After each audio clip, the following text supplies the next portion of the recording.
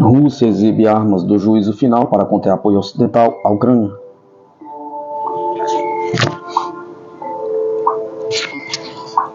Este ano, o presidente russo Vladimir Putin brandiu repetidamente a espada nuclear, lembrando a todos que a Rússia tem o maior arsenal atômico do mundo para tentar impedir o Ocidente de aumentar o apoio à Ucrânia. Ele ordenou que seus militares realizassem exercícios envolvendo armas nucleares no campo de batalha com a aliada Belarus.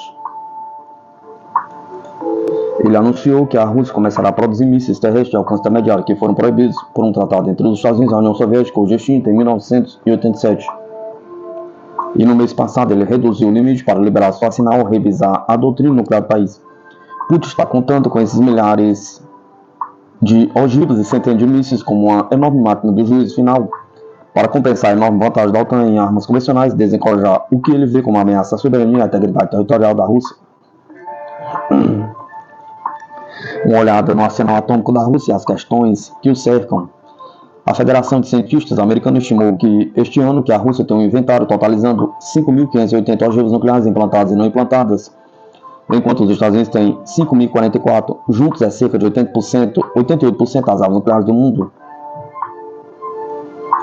A maioria delas são armas estratégicas de alcance intercontinental, assim como os Estados Unidos e a Rússia têm uma tríade de mísseis balísticos intercontinentais baseados em terra, bombardeiros de longo alcance e submarinos armados com ICBM. Desde que Putin chegou ao poder em 2000, o Kremlin tem trabalhado para atualizar os componentes da tríade construídos pelos soviéticos, implantando centenas de novos mísseis terrestres, comissionando novos submarinos nucleares, modernizando bombardeiros com capacidade nuclear. O esforço da Rússia para renovar suas forças nucleares ajudou a incitar os Estados Unidos a lançar uma modernização custosa de seu arsenal. A Rússia reequipou suas forças de mísseis estratégicos terrestres com ICBMs e Yars móveis e recentemente começou a implantar os ICBMs Sarmat pesados baseados em silos, designados mísseis Satan II no Ocidente, para substituir gradualmente cerca de 40 mísseis R-36M construídos pelo soviético. O Sarmat teve apenas um teste bem sucedido com esse sírio e, segundo relatos, sofreu uma explosão massiva durante um teste abortado no mês passado. A Marinha encomendou 7 novos submarinos de propulsão atômica da classe Borei, cada um com 16 mísseis com ponta nuclear Bulava, e planeja construir mais 5. Eles pretendem formar o núcleo do componente naval da tríade, juntamente com alguns submarinos nucleares da área soviética ainda em operação. A Rússia ainda depende dos bombardeiros estratégicos Tu-95 e Tu-160 construídos pelo soviético, carregando mísseis de cruzeiro com ogivas nucleares. Moscou reiniciou a produção do supersônico Tu-160, que foi interrompido após o colapso soviético em 1991, visando construir várias dezenas de aeronaves modernizadas com novos motores aviônicos. Os Estados Unidos estimam que a Rússia tem entre 1.000 e 2.000 armas nucleares não estratégicas ou táticas destinadas ao uso no campo de batalha, que normalmente são muito menos poderosas do que as ogivas estratégicas capazes de destruir cidades inteiras. A Rússia tem mísseis Iskander de alta precisão lançados do solo com alcance de até 310 milhas, que podem ser equipados com ogiva convencional nuclear. A Força Aérea tem uma frota de caças MiG-31 que carrega um míssil hipersônico Kinzhal, que pode ser equipado com ogiva nuclear convencional. A Rússia tem usado amplamente versões convencionais de Iskander e Kinzhal contra a Ucrânia. Como parte da mensagem nuclear do Kremlin, a Rússia e sua aliada Bielorrússia realizaram exercícios para treinar suas tropas com armas nucleares no campo de batalha em maio. Logo após Putin iniciar seu quinto mandato, Moscou e Washington têm confiado durante décadas na dissuasão nuclear sob o conceito de destruição mutuamente assegurada, MAD. Para abreviar, com base na suposição de que uma retaliação esmagadora desencorajaria qualquer um dos lados a lançar um ataque. A doutrina nuclear da Rússia, adotada em 2020, previa o uso dessas armas de última geração em resposta a um ataque nuclear, um ataque com armas convencionais que ameaçasse a própria existência do Estado russo. Os defensores de Moscou criticaram o documento por considerá-lo muito vago, pedindo a Putin que o endurecesse. No mês passado, ele alertou os Estados Unidos, os aliados da OTAN, que permitiu que a Ucrânia usasse armas de longo alcance fornecidas pelo Ocidente para ataques no interior da Rússia, colocaria a OTAN em guerra com o seu país. Ele reforçou a mensagem ao anunciar uma nova versão da doutrina nuclear que considera um ataque convencional russo por uma nação não nuclear apoiada por uma potência nuclear como um ataque conjunto ao seu país. Um aviso claro aos Estados Unidos e outros aliados de que Putin também declarou que o documento revisado prevê o possível uso de armas nucleares no caso de um ataque aéreo massivo, mantendo a porta aberta para uma potencial resposta nuclear a qualquer ataque aéreo, uma ambiguidade destinada a dissuadir o acidente. Mudanças na doutrina sugerem que a Rússia está redobrando sua estratégia de depender de armas nucleares para propósitos coercitivos. Maria da Ucrânia disse Walter Williams, diretora do projeto sobre questões nucleares do Centro de Estudos Estratégicos Internacionais e Comunitário. O Tratado de Redução de Armas New START entre os Estados Unidos e a Rússia de 2010, o último pacto de controle de armas remanescentes entre Moscou e Washington, que expira em 2026, limita cada país a não mais de 1.550 ogivas nucleares e 700 mísseis bombardeiros implantados. Em fevereiro de 2023, Putin suspendeu a participação da Rússia no novo START, mas prometeu que a Rússia respeitaria seus limites. Em julho, Putin declarou que a Rússia lançará a produção de mísseis terrestres de alcance intermediário que foram proibidos pelo extinto Tratado INF dos Estados Unidos e da União Soviética. O Pacto de 1987 proibiu mísseis com alcance de 310 a 3.410 milhas. 3.410 milhas. Ele disse que Moscou responderá na mesma moeda à implantação planejada de mísseis de alcance intermediário dos Estados Unidos para a Alemanha, tomando medidas para espelhar o movimento Washington. Mesmo com as tensões, Estados Unidos e Rússia atingindo seu ponto mais alto desde a Guerra Fria em meio à luta na Ucrânia. Washington pediu a Moscou que retomasse o diálogo sobre o controle de armas nucleares. Putin rejeitou a oferta, dizendo que tais negociações não têm sentido enquanto os Estados Unidos buscam abertamente infligir uma derrota estratégica à Rússia na Ucrânia. Os falcões russos estão pedindo a retomada dos testes nucleares para demonstrar a prontidão de Moscou em usar sua arsenal atômico e forçar o Ocidente a limitar a ajuda a Kiev. Putin disse que a Rússia poderia retomar os testes se os Estados Unidos não fizessem primeiro uma medida que acabaria com a proibição global em vigor após o fim da União Soviética.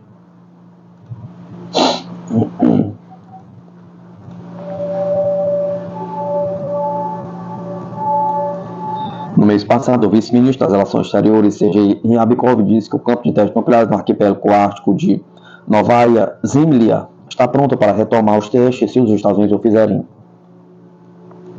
Em 2018, Putin revelou uma série de novas armas, alegando que elas tornariam inúteis qualquer possíveis defesas antimísseis dos Estados Unidos. Eles incluem o veículo planador hipersônico Avangard, capaz de voar 27 vezes mais rápido que a velocidade do som e fazer manobras bruscas para desviar do escudo de mísseis do inimigo. As primeiras unidades desse tipo já entraram em serviço. Putin também mencionou o drone subaquático Poseidon com armas nucleares e propulsão atômica projetado para explodir perto de litorais e causar um tsunami radioativo. No início deste ano, ele disse que os testes do Poseidon estão quase concluídos, sem dar detalhes. Também está em desenvolvimento um míssil de cruzeiro movido a energia atômica, um conceito que remonta à Guerra Fria, mas um míssil chamado Burevestnik ou Petrel levantou o ceticismo entre especialistas que citam o obstáculo tecnológico e preocupações com segurança da radiação. Durante os testes em 2019, uma explosão em um campo de tiro naval no Mar Branco, supostamente envolvendo Burevestnik, matou 5 engenheiros e 2 militares, causando um breve pico de radiação. Putin disse que este ano seu desenvolvimento está nos estágios finais e que os militares teriam construído uma base para os mísseis na região de Vologda, no nordeste da Rússia.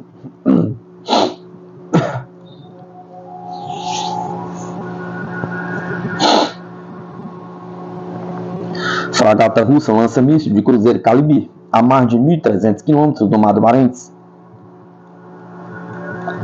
A fragata russa Admiral Kazatonov, durante um exercício, efetuou o lançamento de míssil de cruzeiro Kalibr no mar de Barents, em um alvo na região de Arkhangelsk, localizada a mais de 1.300 km, informou o serviço de imprensa da Frota do Norte. A fragata Admiral Kazatonov da Frota do Norte, no âmbito das operações planejadas de treinamento de combate, realizou o lançamento de mísseis com o sistema principal de mísseis em um alvo costeiro. O tiro prático foi realizado a partir do mar do Barents com o míssil de cruzeiro Kalibr em uma posição de alvo a mais de 1.300 km de distância do campo de treino crise na região de Arkhangelsk, lê-se o comunicado. De acordo com as informações de controle objetivo, o alvo foi atingido com sucesso, esclareceu a Frota do Norte.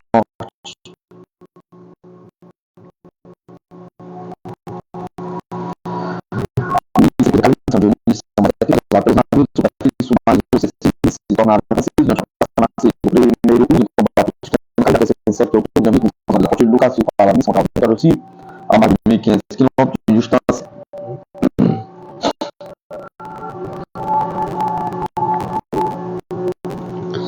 Sistemas russos de comunicações secretas superaram sistemas análogos da OTAN, diz militar.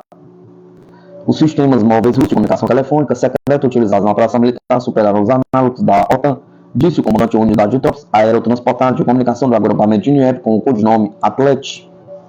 Um ambiente ativo, operamos tal como o adversário. Eu não diria que eles têm alguma arma especial. Nosso equipamento mesmo, os meios de comunicação, equipamento de comunicação opera bem o suficiente para opor-se aos seus meios, mesmo em certos pontos funciona muito melhor. Em termos de comunicação, não somos inferiores, até em certos aspectos nós superamos eles, relatou o comandante da unidade. Nos dirigimos diretamente para a linha de contato de combate. Partimos de manhã e voltamos de manhã. Demora cerca de 24 horas. Uma ida, às vezes ficamos por 2 dias, 3 dias em geral.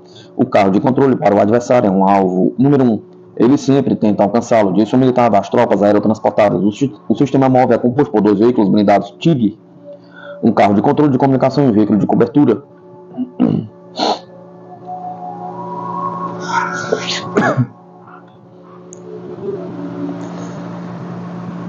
Durante a inspeção, Xi Jinping pede ao Exército de Libertação da China que tropas de mísseis aumentem dissuasão e capacidade de combate. O presidente chinês Xi Jinping pediu às tropas de mísseis estratégicos do país que fortaleçam suas capacidades de dissuasão e combate e cumpram resolutamente as tarefas confiadas a elas. Xi Jinping fez os comentários ao inspecionar uma brigada da Força de Foguetes do Exército de Libertação Popular da China na quinta-feira, com a mídia chinesa China Daily divulgando neste sábado sua inspeção. Durante a ação, o presidente enfatizou a necessidade de seguir a orientação política, fortalecer a responsabilidade da missão e promover o desenvolvimento de alta qualidade da construção da força.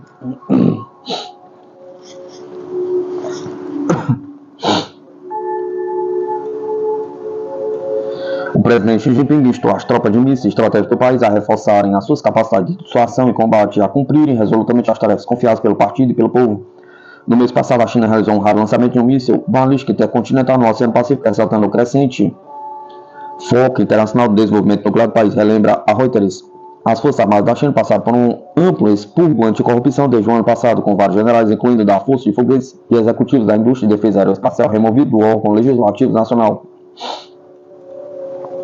Em junho, Xi Jinping disse que havia problemas profundos na política, ideologia, estilo de trabalho e disciplina das Forças Armadas chinesas, acrescentando que não deve haver esconderijo para elementos corruptos no exército.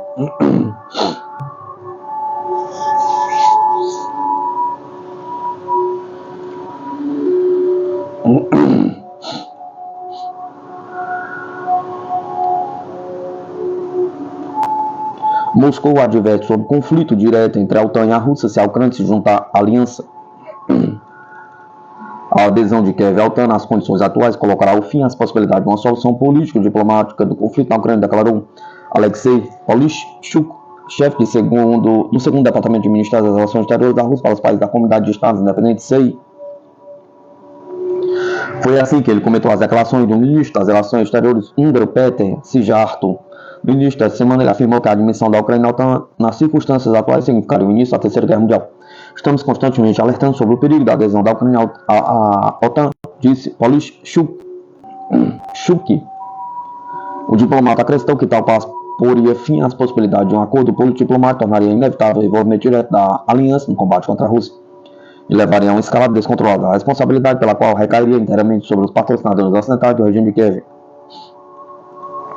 Ele expressou esperança de que haja políticos sensatos na liderança deste bloco, conscientes das consequências devastadoras que um convite à Ucrânia para entrar na OTAN poderia ter. Anteriormente, o presidente russo, Vladimir Putin, havia observado que a possível adesão da Ucrânia à OTAN é uma ameaça à segurança da Rússia, que foi um dos motivos para lançar a Operação Militar Especial.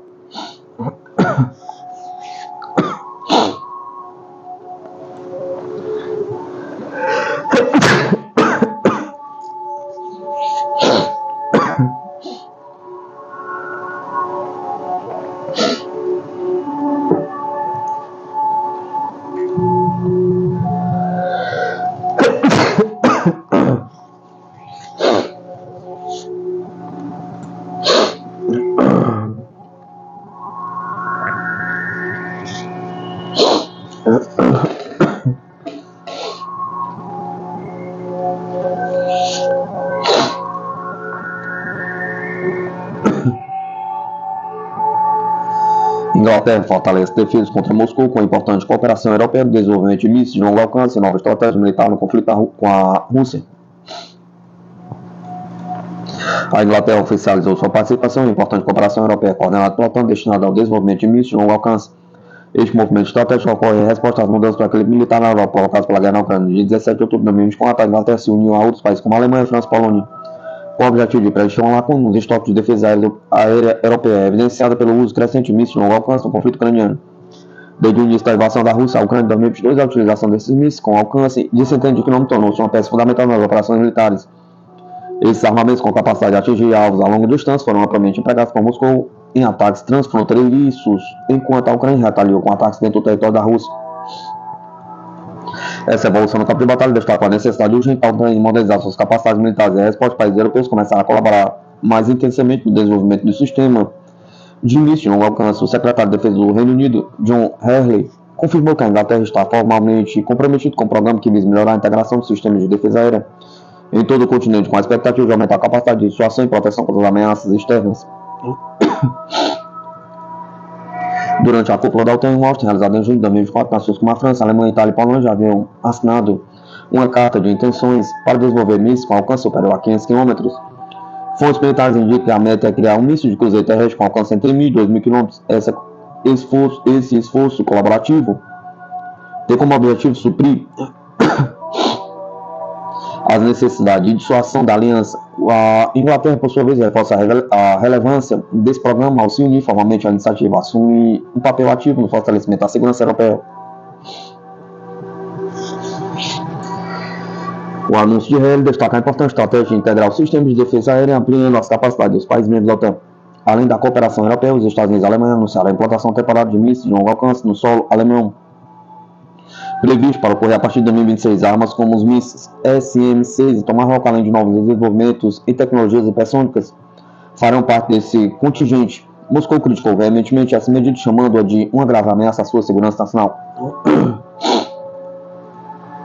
Os países europeus continuam a reforçar suas defesas e a participação da Inglaterra nesse esforço é fundamental. John Healey também confirmou que as tropas inglesas estão prontas para serem enviadas à Estônia, caso seja necessário, para reforçar o flanco oriental da OTAN. Essa medida visa aumentar a segurança ao longo da fronteira russa e reafirma o compromisso militar inglês de proteger seus aliados no cenário geopolítico atual.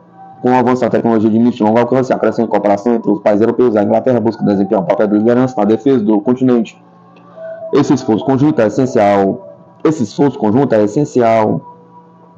para manter a segurança e a estabilidade diante de ameaças externas, particularmente da Rússia.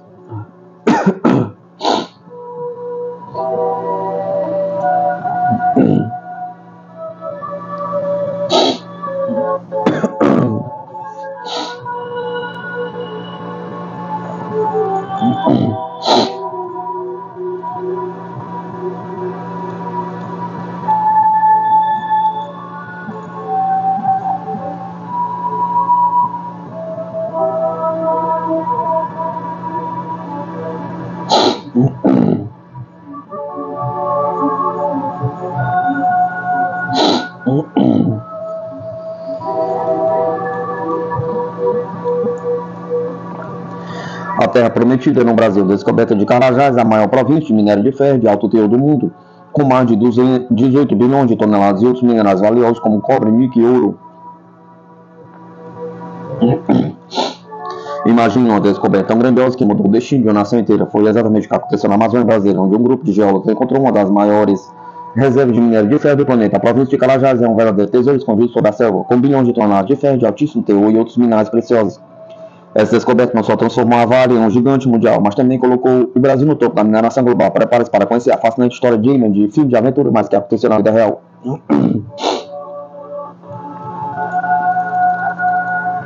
Nos anos 60, a United States Steel, USS, então a maior siderúrgica do mundo, iniciou uma exploração mineral do Brasil. O objetivo principal era encontrar manganês e minério estratégico durante a Guerra Fria.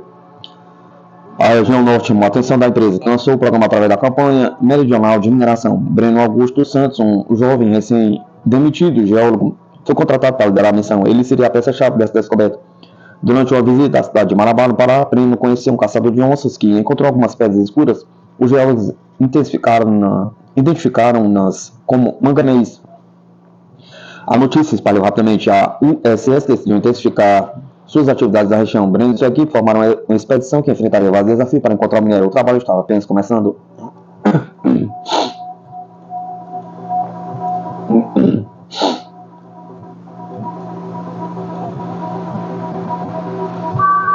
A expedição teve que lidar com obstáculos significativos na floresta amazônica. A infraestrutura era precária, a selva era densa, havia o risco constante de encontros com tribos hostis e animais selvagens.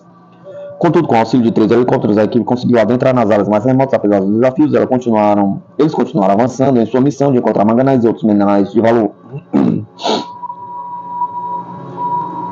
Durante um sobrevoo, Breno e sua equipe avistaram uma clareira suspeita e decidiram investigar. Ao pousar, notaram que não se tratava de manganês, mas sim de rochas ricas em minério de ferro. Em 31 de julho de 1967, confirmaram a presença de ferro em Carajás. Foi o início de uma grande revolução na mineração brasileira. A partir desse momento, o grupo percebeu que estava diante de algo muito maior. Após a primeira descoberta, a equipe seguiu explorando a área, identificando outras clareiras ricas em ferro. Além disso, encontraram depósitos de cobre, níquel e ouro, estabelecendo Carajás como uma província mineral única. O potencial econômico e estratégico era imenso. A região se tornou uma fonte crucial para a economia nacional e global. Com recursos estimados em mais de 18 bilhões de toneladas de ferro de obter, o Carajás superou todas as expectativas. A Vale do Rio Doce. Atualmente,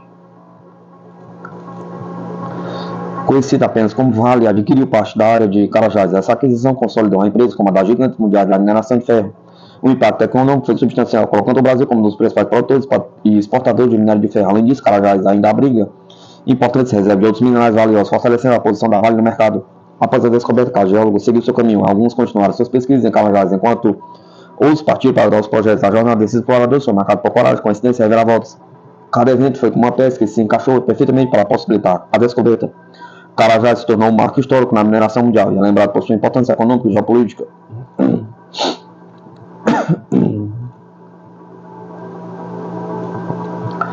Revelado o novo arsenal militar que Israel, Alemanha e Inglaterra vieram oferecer secretamente para o exército brasileiro, que promete revolucionar as forças armadas brasileiras. Entre eles, o poderoso Davi Sling, ou Estilingue de Davi.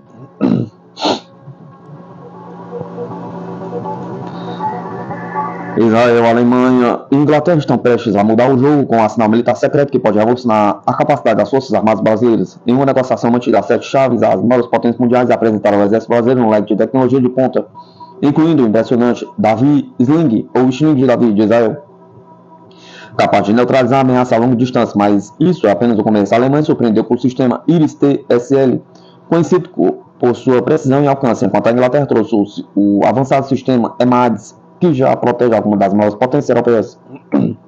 Descubra como essas novas alianças estratégicas prometem revolucionar as forças armadas e colocar o Brasil em um novo patamar de defesa e segurança.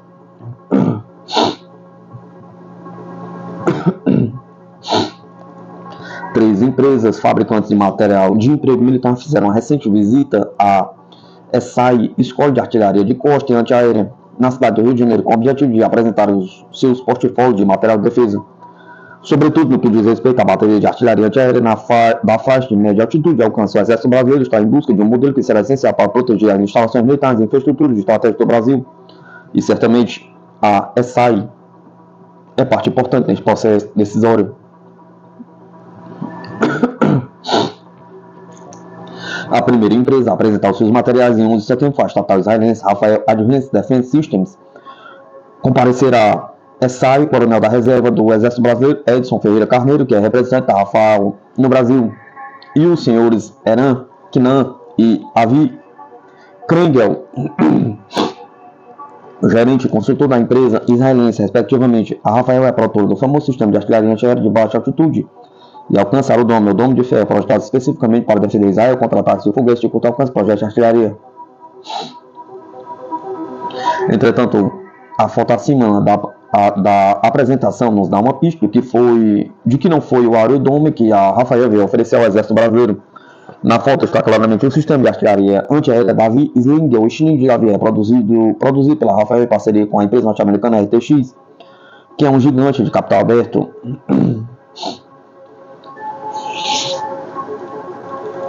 O Davi Sling é um sistema de artilharia antiaérea que pode engajar e destruir alvos voando na faixa de até 150 mil pés de altitude, o equivalente a 45 km na vertical. e a uma distância de até 300 km na horizontal. Isso classifica como sistema de artilharia antiaérea de grande altitude e alcance, embora ele seja o mais versátil sistema de artilharia antiaérea da atualidade. Por isso, ele cumpre a missão da artilharia antiaérea de média altitude e alcance dentro do sistema de camada de artilharia antiaérea das Forças de Defesa de Israel. Até o momento, Israel é o único operador do sistema que custa em torno de 336 milhões de dólares por bateria, mas já tem pedidos firmes das Forças Armadas da Finlândia e grande interesse das Forças Armadas da Austrália. Dentro daquilo que o Exército Brasileiro está buscando na atualidade, que é um sistema dedicado à faixa de média altitude e alcance, nos parece que o Rafael também veio a renovar a oferta do seu sistema de artilharia aérea Spider, que embora ainda não seja usado pelas próprias forças de defesa de Israel, operado por outros países ao redor do mundo, como Azerbaijão, República Tcheca, Índia, Etiópia, Vietnã e Emirados Árabes Unidos, o Spider pode engajar e destruir alvos a uma altitude de até 52 mil pés, o equivalente a 15 km na vertical e até 50 km na horizontal. Uma bateria custaria aproximadamente 105,56 milhões de dólares.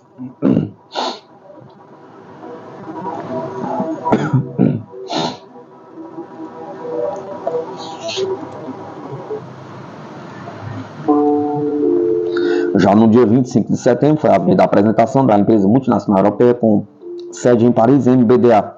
Compareceram a SAI, representando a MBDA, o general da divisão da reserva Márcio Holland Ray, antigo comandante da própria SAI, o engenheiro da MBDA, Máximo Stini, o executivo comercial da MBDA para a América Latina, Ricardo Mantovani. Por essa fotografia divulgada, ficou evidente que a empresa europeia ofereceu ao Exército Brasileiro o sistema de artilharia antiaérea de médio alcance e altitude, EMADS, também conhecido como Landsceptor. O EMADS já está em operação nas Forças Armadas Inglesas e o pacote terrestre de artilharia antiaérea da família de mísseis CAMM, produzido pela filial inglesa da MBDA. Esses mísseis são amplamente conhecidos por fornecer proteção antiaérea em diversos navios de guerra ao redor do mundo, entre eles nas futuras fragatas brasileiras da classe Tamandaré. Os mísseis antiaéreos CAMM podem engajar e destruir um alvo voando a uma altitude de até 33 mil pés, o equivalente a 10 km na vertical, e a uma distância de até 45 km na horizontal. Uma bateria custaria aproximadamente 111 milhões de dólares. Durante o governo de Dilma Rousseff, a MBDA chegou a oferecer ao Brasil uma parceria com a Avibraz para produzir um sistema de artilharia antiaérea que dispararia os mísseis CAMM a partir do sistema brasileiro de lançamento de mísseis e foguetes Astros, mas a proposta não avançou na ocasião.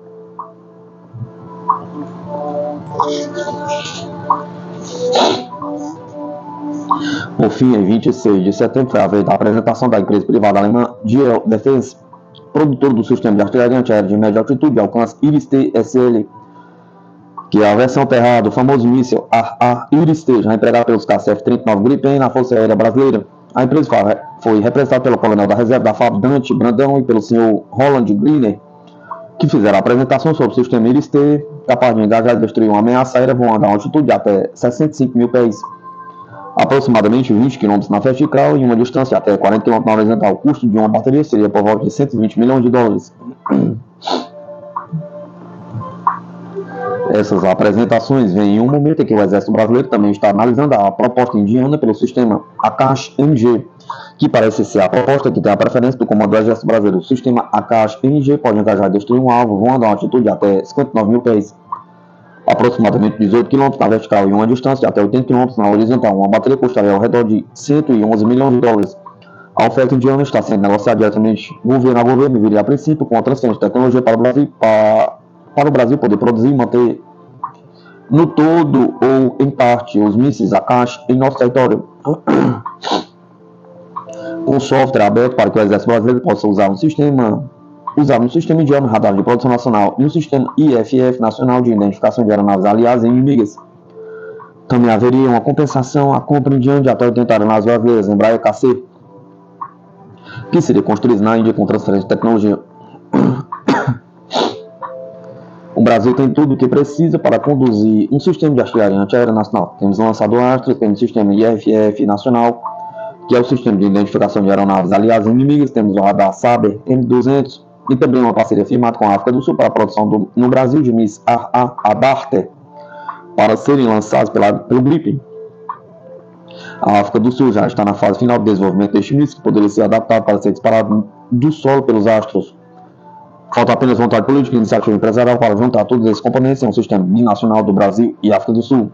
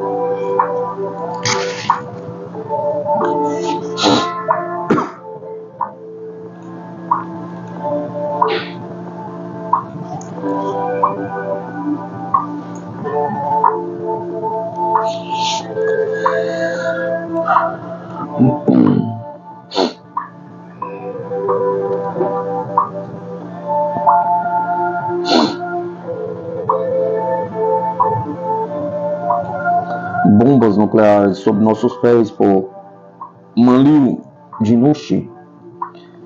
Grande Angular Pangeia. A OTAN anunciou que seu exercício nuclear anual Steadfast Nu de 2 semanas começou em 14 de outubro de 2024, com mais de 60 aeronaves de 13 países realizando voos de treinamento sobre a Europa Ocidental. Caças capazes de transportar os juros nucleares dos Estados Unidos participam do exercício, incluindo os primeiros caças F-35A da OTAN, declarados prontos para o uso nuclear. Participam bombardeiros pesados, caças de escolta, aeronaves de reabastecimento em voo e aeronaves de guerra eletrônica, com a equipe de 2 mil militares de 8 bases aéreas. O exercício de guerra nuclear, claramente dirigido contra a Rússia, também conta com a participação da Itália, que, juntamente com a Alemanha, Bélgica e Holanda, adere ao compartilhamento nuclear da OTAN. Qual é o grau de compartilhamento? A própria OTAN explica em um texto oficial. 1. O planejamento nuclear da OTAN é realizado pelo grupo de alto nível presidido pelos Estados Unidos. 2. Os Estados Unidos mantêm o controle absoluto e a custódia de suas armas nucleares instaladas na Europa, enquanto os aliados fornecem apoio militar. Em suma, são os Estados Unidos que fornecem aos seus aliados europeus as armas nucleares, sobre as quais mantêm controle absoluto, enquanto os aliados europeus fornecem aeronaves prontas para o uso nuclear e pessoal militar sob comando absoluto dos Estados Unidos. O compartilhamento nuclear está se estendendo para além dos países que oficialmente fazem parte dela. Isso é demonstrado pelo fato de que a Polônia, a Romênia e a Finlândia estão participando do exercício de guerra nuclear. Como as aeronaves da OTAN com dupla capacidade convencional e nuclear também estão posicionadas nos países bálticos. Isso significa que os Estados Unidos estabeleceram uma frente avançada na Europa, a partir da qual um ataque nuclear contra a Rússia pode ser lançado. Ao mesmo tempo, os Estados Unidos modernizaram suas bases nucleares na Europa para equipá-las com os caças F-35A e as novas bombas nucleares B-6112. Na Itália, a base de Gedi, onde estão estacionadas a 6ª ala da Força Aérea Italiana, e a base de Aviano, onde está estacionada a 31ª ala de caça dos Estados Unidos, foram modernizadas. As outras bases nucleares modernizadas são a de Klein Brogge, na Bélgica, Volkey, na Holanda e Buchel, na Alemanha, às quais deve ser acrescentada a base de Lakemeast, na Inglaterra, que foi secretamente modernizada. Os Estados Unidos estão modernizando seu arsenal nuclear com um gasto projetado de 1,7 trilhão, promovendo uma corrida armamentista que está se tornando mais perigosa do que a da Guerra Fria. Basta dizer que as armas nucleares dos Estados Unidos instaladas na Europa, perto da Rússia, podem atingir São Petersburgo ou Moscou em questões de minutos.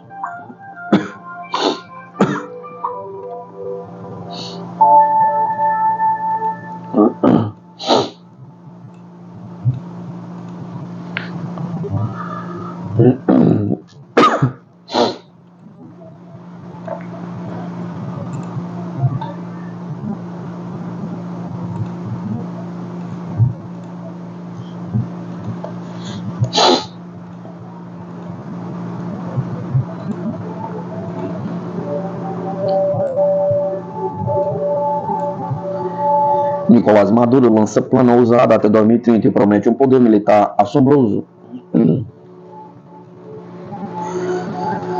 O presidente venezuelano Nicolás Maduro anunciou nesta terça-feira, 15 de 10, que em breve começará a ser implantado o plano Ayacucho, uma estratégia que visa transformar a estrutura das Forças Armadas Nacionais Bolivarianas. Quero que assumamos o plano Ayacucho 2024-2030 é o plano de transformação estrutural, plano estratégico com visão de longo prazo para consolidar um poder militar assombroso que garanta o respeito para a Venezuela e o pleno exercício da Constituição em liberdade e independência de seu chefe de Estado durante o evento, para transmissão comando de altos chefes militares. A reestruturação terá início no dia 9 de dezembro, quando se comemora os 200 anos da Batalha de Ayacucho, feito pelo comandante venezuelano Antônio José de Sucre, pela qual foi expulso o último exército espanhol da América do Sul. Na América do Sul e a independência do Peru e da atual Bolívia, Maduro anunciou mudança no Estado-Maior-Geral das Forças Armadas Nacionais Bolivarianas. Estabeleci uma data de início, uma data de resultados e balanço. O plano Ayacucho deve nos levar ao aumento de nosso poder militar, mês a mês e ano a ano, de 9 de dezembro de 2024 até a 17 de dezembro de 2030, quando serão comemorados 200 anos da morte do libertador Simão Bolívar especificou. Anteriormente, Maduro ordenou aos oficiais superiores que ajustassem, alinhassem e colocassem no local correto e proteger todo o equipamento militar para a defesa do país. Todos têm que funcionar, todos têm que ser recuperados, todos têm que estar em posição de combate permanente protegidos, mísseis, canhões e verificados 24 horas por dia sempre. Porque vamos fazer a Venezuela respeitado e nunca nenhum império poderá nos ameaçar e muito menos tocar o solo sagrado do país, observou. A matéria da revista Sociedade Militar de janeiro deste ano mostrou que a Venezuela é fonte de inquietação dos políticos brasileiros, mas não dos altos oficiais das nossas Forças Armadas. O requerimento de informação número 2993-2023, enviado pela Câmara dos Deputados, expressou preocupações sobre a capacidade do Brasil de defender seu território, questionando o Ministério da Defesa sobre estratégias para garantir a inviolabilidade nacional. O ministro da Defesa, guiado pelas avaliações dos Estados-Maiores do Exército, Marinha e Aeronáutica, forneceu um panorama detalhado da situação militar na Venezuela em uma nota oficial à Câmara dos Deputados. O documento extenso assinado pelo vice-almirante André Luiz de Andrade Félix enfatiza a percepção da baixa disponibilidade de equipamentos e capacidade logística limitada das Forças Armadas e da Guarda Nacional Bolivariana da Venezuela, concluindo que elas não representam ameaça direta à integridade do território brasileiro e que são capazes de apenas de assegurar a permanência do regime de Nicolás Maduro. O Ministério destacou que há desafios econômicos que limitam as possibilidades logísticas da Venezuela, que diz que há níveis de treinamento com restrição e que o equipamento militar venezuelano, em grande parte proveniente da China e Rússia, é relativamente moderno. Entretanto, a indústria de defesa venezuelana é incipiente em comparação com o Brasil, dominado por pequenas empresas estatais que se dedicam à produção de armamentos leves e munições. Pelo que parece, o presidente venezuelano está ciente dessas limitações e está tratando de erradicá-las o mais rápido possível.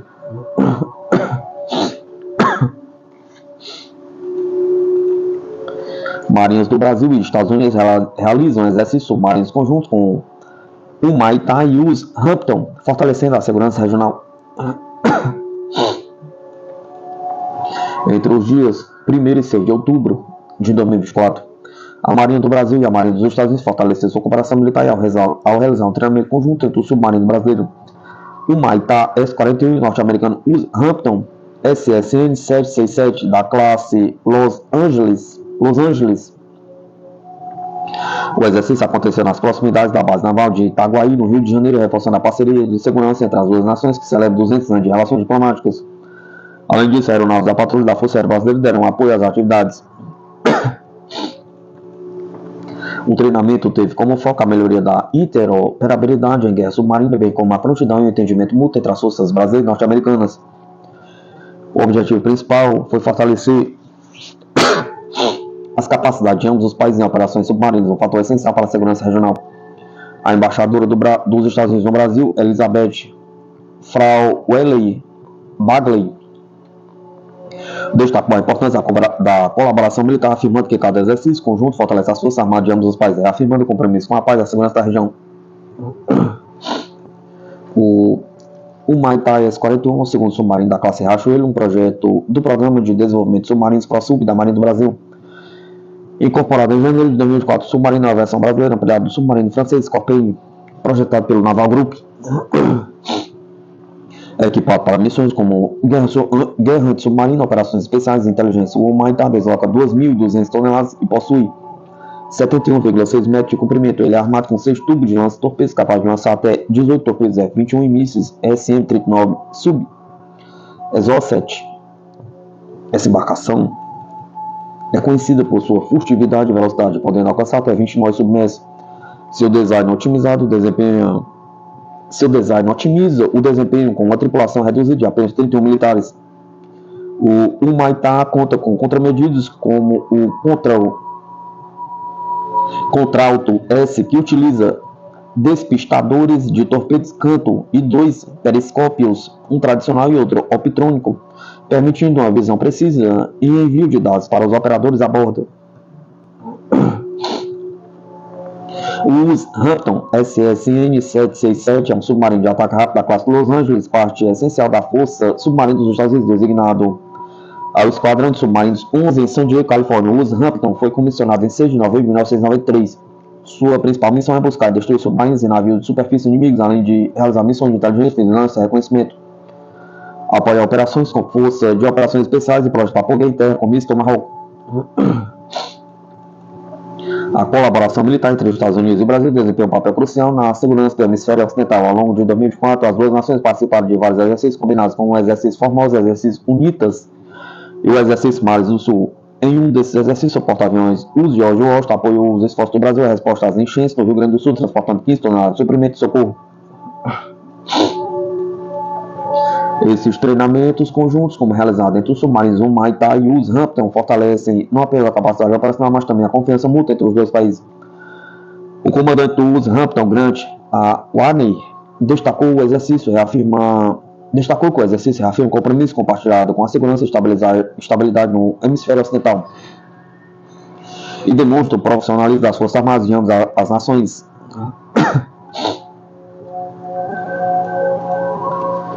Com o aumento anual do número de submarinos movidos à propulsão independente de ar e diesel elétrico em outras marinhas, a Força Submarina dos Estados Unidos continua a depender de sua superioridade tecnológica. Os submarinos de ataque rápido da classe Los Angeles, como os Hampton, formam a espinha dorsal dessa força, combinando vantagens com velocidade, autonomia, furtividade e capacidade de carga. Os submarinos nucleares dos Estados Unidos são essenciais para a manutenção da supremacia no campo de batalha submarino.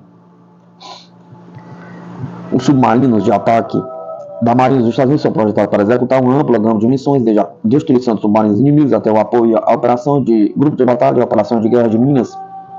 Equipados com tecnologia de ponta, esses submarinos continuam a ser uma ferramenta indispensável para a segurança global e a projeção de poder dos Estados Unidos.